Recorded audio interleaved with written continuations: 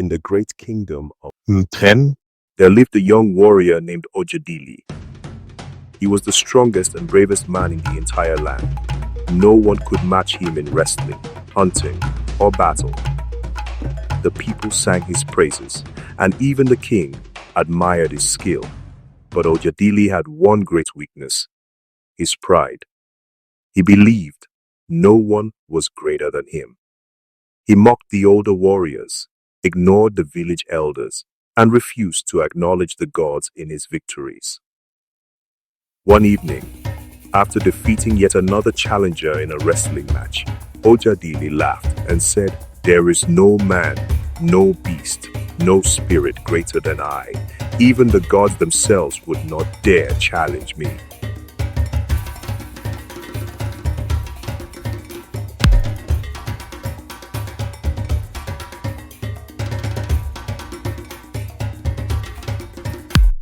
The crowd gasped. The elders shook their heads in warning, but Ojadili only laughed, basking in his own greatness.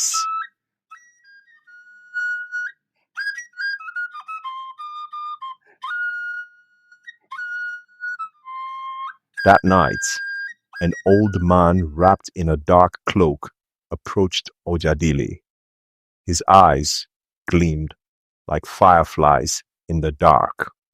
You claim to be the strongest, but true strength is more than just muscle.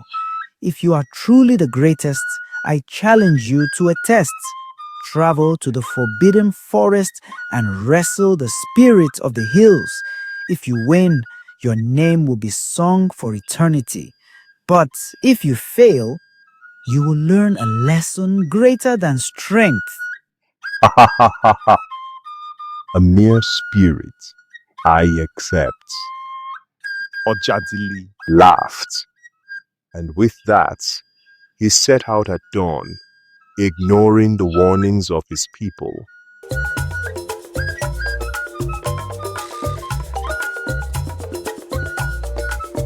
Ojadili walked deep into the forbidden forest, where no man dared to go. The trees whispered secrets, the winds howled, and the air was thick with mystery. Finally, he reached a clearing at the foot of the great hills. There, standing before him, was a giant warrior, made of stone and fire, his eyes glowing like the sun itself. "I am Obiku, the spirit of the hills. You have come to challenge me," the giant rumbled. "Yes," Ojadili boasted. "I am Ojadili, the greatest warrior of Nkem." "Then, let's begin," Obiku nodded.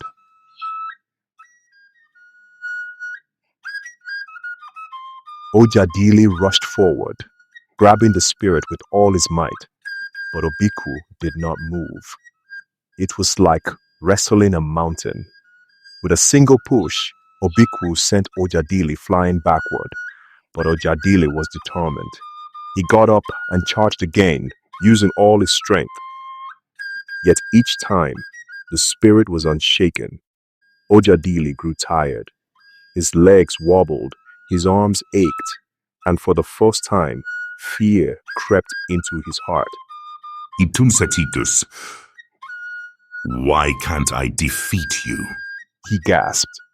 Obiku smiled. "Because strength alone is not enough. Ojadili, you have spent your life believing that might makes you the greatest.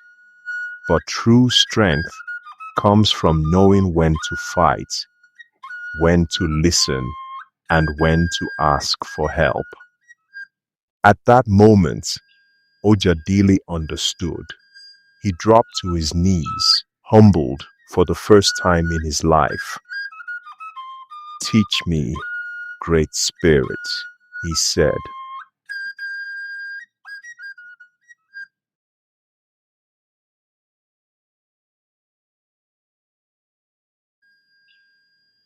When Ojadili returned to Nkoim, he was no longer the arrogant warrior he once was.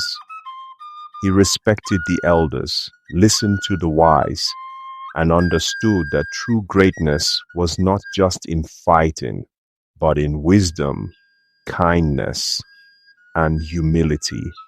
The people welcomed him with cheers. And from that day on, Ojadili became not just the strongest warrior, but the wisest leader the kingdom had ever known.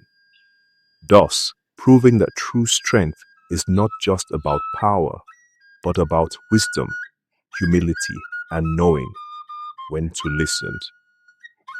Thank you for joining us on this journey through the rich and powerful stories of Africa. These legends, histories, and folk tales are more than just stories. They are the heartbeat of our culture, the wisdom of our ancestors, and the foundation of our future. If you enjoyed this story, don't forget to like, share, and subscribe to keep the spirit of African storytelling alive. Hit the notification bell so you never miss an episode. Until next time, may the wisdom of the past guide your steps, and may the voices of our ancestors always whisper strength and courage in your ears. Stay proud, stay connected, and keep the stories alive. See you in the next tale.